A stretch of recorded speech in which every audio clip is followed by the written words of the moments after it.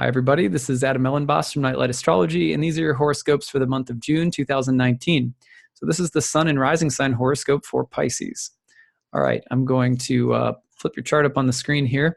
Now, I'm going to try to do this in under 5 minutes. I had a huge astrology conference last month at the end of the month, Norwalk out west, and it's put me behind schedule in getting these out. I have less time to produce them, so they're a little shorter this month. But the main thing that I'm focusing on anyway, in all the horoscopes, are two big sets of transits. One is the transit of Mars through Cancer, moving through oppositions to Saturn and Pluto. And that's big for everybody. And then for the mutable signs, it's a really big month because there are a long series of T-squares happening between Sagittarius, Pisces, and Gemini. So both of these are, they don't mess around. The long series of T-squares and a Mars opposition to Pluto, Saturn in the mix as well. So let's get into it. First of all, Mars going through your fifth house in the sign of Cancer, and it's opposing Saturn and Pluto in Capricorn. That transit's happening between the 13th and the 21st of this month, right in the middle of the month up till about the summer solstice. Mercury is going to get in on the opposition with Mars to Saturn and Pluto right around the summer solstice. So big, kind of that summer solstice moment's big this year. But one of the main things that you want to be really careful for is there could be a lot of kind of dynamic, creative, emotional tension this month. That's a Mars in its fall in Cancer in the fifth house. Opposing Saturn and Pluto in the 11th house, you got to think, how is that energy presenting itself and being accepted, rejected, held, seen, appreciated, or disrespected by your peers or by other people or by the groups that you belong to or colleagues or friends. There could also be some degree of emotional hostility or contentiousness among friends or within groups that you work for or that you kind of belong to socially or even spiritually or something like that. So in general, I'm telling everybody, just be careful because this month can be really triggery, especially in the places that you feel most vulnerable. Or, for example, you could also see kind of a mama bear energy where the desire to protect or defend those who are more vulnerable, like children or women, or issues surrounding women's health or pregnancy or the rights of a woman, and those kinds of things could become much more pronounced this month in the collective. But in your chart especially, Mars and Cancer in the fifth house related to children. You could have some challenge. If you have children, don't be surprised if they act up a little bit this month or if there's some challenges with them.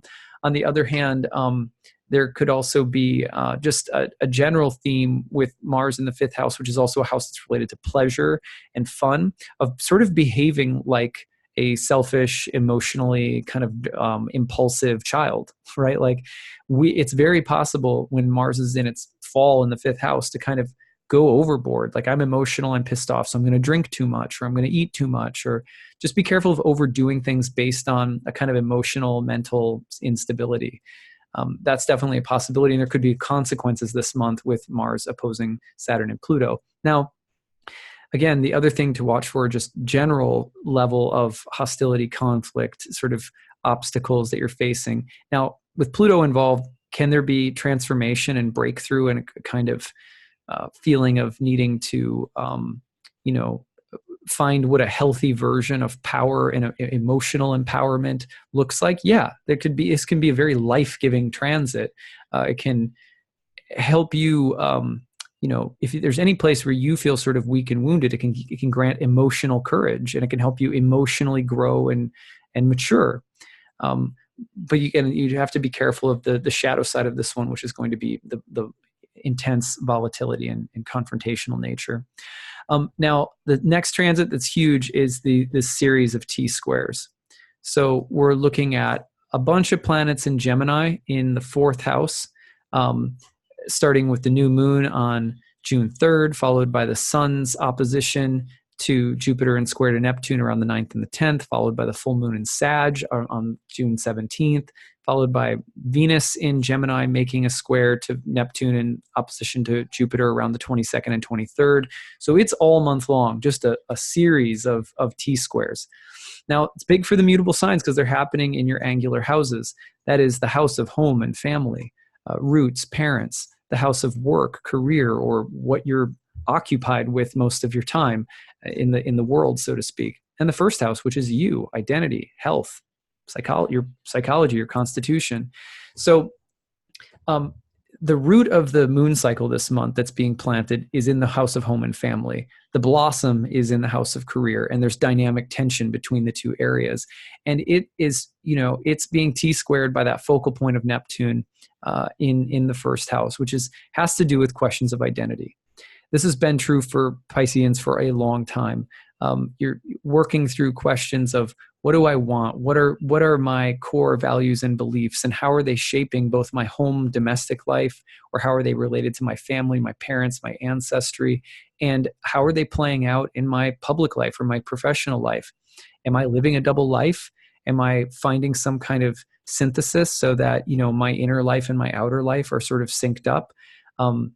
Do I want to be doing what I'm doing, either privately in my family, or am I feeling like out of sync with my family or my home life or even my spouse? Or, am I feeling like I really love my work? The other thing that can come up is there's a lot of Jupiter-Neptune in this, which is very imaginative, very persuasive. And with Jupiter, it's a big year in your 10th house, right? Jupiter's been moving through your career house all year since last fall.